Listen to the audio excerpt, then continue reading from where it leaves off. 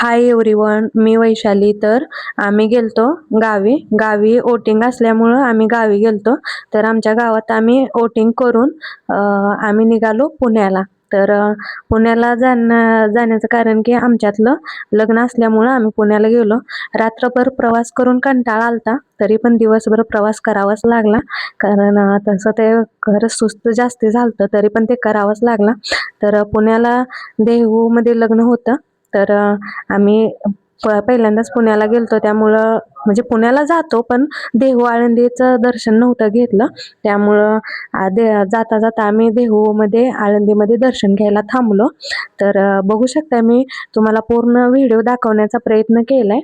तर बघू शकता, आम्ही ते दर्शन घ्यायला चाललो होतो. तर ते दिवे वगैरे घेऊन पाण्यात सोडायला आम्ही चाललो होतो. तर बघू शकताय.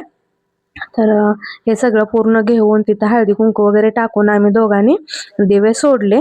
दिवे सोडून त्या पाण्यामध्ये सगळे आंघोळी करतात, पण आम्हाला काही आंघोळी करायचं झालं नाही.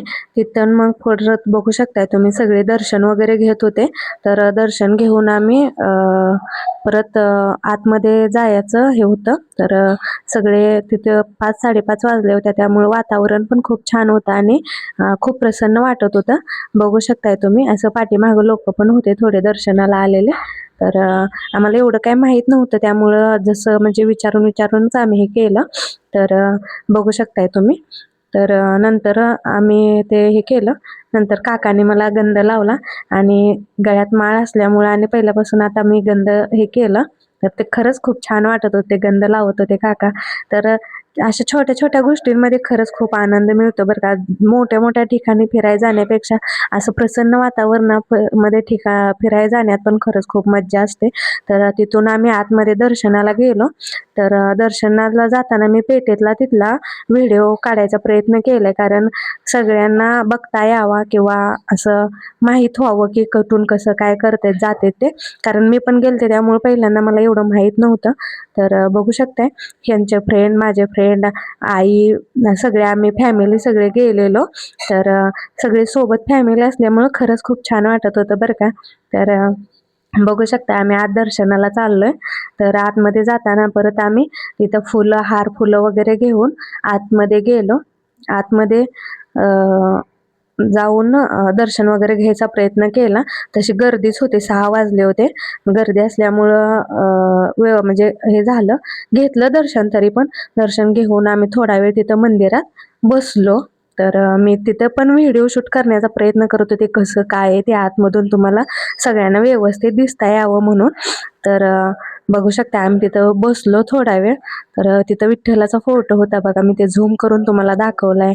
आणि आतून एवढं छान वाटते ना, थंड आणि एकदम शांत वातावरण होतं.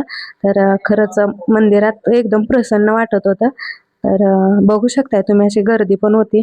तिथं पण मी फोटो बिटो थोडे शूट केले, कारण काही आठवणी असतात की असं ते फोटोमध्येच राहतात. तर बघा, बाहेर नंतर आम्ही दर्शन करून बाहेर आलो. तर बाहेर पण अशी गर्दी होती, सगळे फोटो वगैरे घेत होते. तर फोटो हे एक मुवमेंट, व्हिडिओ मुवमेंट ही लक्षात ठेवणारी मुवमेंट असते. कारण परत ते आपल्याला कधी यायला भेटतं ते माहीत होत नाही. त्यामुळं मी व्हिडिओ जिथे जाईल तिथे व्हिडिओ शूट करते. कारण असं ते भारी वाटतं आणि सगळ्यांना पण असं हे होतं. तर परत त्यानंतर आम्ही गेलो लग्नामध्ये. तर लग्नामध्ये हॉलमध्ये तुम्हाला दाखवण्याचा प्रयत्न करते, कारण जाताना ट्रॉफिक जाम आणि व्हिडिओ काढता आला नाही. त्यामुळे मी तुम्हाला डायरेक्ट लग्नातलाच व्हिडिओ दाखवते. तर आम्ही थोडं लग्नामध्ये पण फोटोशूट केले. ही आमची खिलारी फॅमिली सगळी होती. तर सगळे बसले होते. आणि प्रवास लांबचा होता आणि जाताना रस्त्याचं काम चालू होतं, त्यामुळे ट्रॉफिक खूप होतं. अर्धा तास ते ट्रॉफिकमध्ये थांबायला लागत होतं. तरी पण त्यातून आम्ही तसंच हे करून गेलो. आमचा तर प्रवास खूप लांबचा झाला. इकडून दावणगिरीवरून महाराष्ट्र आणि महाराष्ट्रावरून पुणे, त्यामुळं लय आमचा प्रवास लांबचा झाला. तसं पाय वगैरे सगळं सुजून गेलते. तर तरी पण आपल्या माणसांसाठी थोडं हे करायला लागते. आणि त्यानंतर इथं बघा, मला ते जळाची सुपारी दिलती. काहींना माहीत असेल, काहींना नाही, पण लग्नात ते सुपारी देतात, असं मळवट वगैरे भरतात. मला पण एवढी आयडिया नव्हते बरं का. पण जे बाजूला बायका सगळ्या बसल्या होत्या ना, त्यांचं बघून मी ते करत होते. तर आणि भारी वाटत होतं ते. मला कपाळाला लावलं होतं ना कुंकू, ते छान वाटतं कधीतरी असं पण भारी वाटतं. आणि ते चेहरा पण कसला छान दिसत होता बघताय तुम्ही. त्यानंतर ते आम्ही केलं ते सुवासिनीचं जळाचं. त्यानंतर नवरदेव आतमध्ये आला. नंतर हॉलमध्ये मी थोडी शूटिंग केले. तर तुम्ही बघू शकताय ह्या हॉलमध्ये पूर्ण देवाचे फोटो आहेत. कारण देहू आळंदीला लग्न असल्यामुळं पूर्ण हॉलमधले सगळे देवाचेच फोटो आहेत. नंतर पुढं अक्षदाचं टायमिंग झालं तर अक्षदा टाकून घ्यायला लागलेत सगळे बघा. गिरिजात्मकं सरोवरं विघ्नेश्वरं ओवरं ग्रामोरंगण संस्थितो गणपती कुर्यात् सदा मंगलं शुभलग्न. अक्षदा पडल्यानंतर आम्ही दिवसभर प्रवास करून सकाळी जाताना नाश्ता केला, त्यामुळं नंतर आम्ही जेवायला गेलो. जेवताना मी थोडा व्हिडिओ शूट केला, कारण काही मुमेंट्स असं ध्यानातच राहण्यासारखे असते, तर तेवढेच एन्जॉय करतो. माझे व्हिडिओ तुम्हाला कसे वाटतात लाईक करा आणि सबस्क्राईब करा.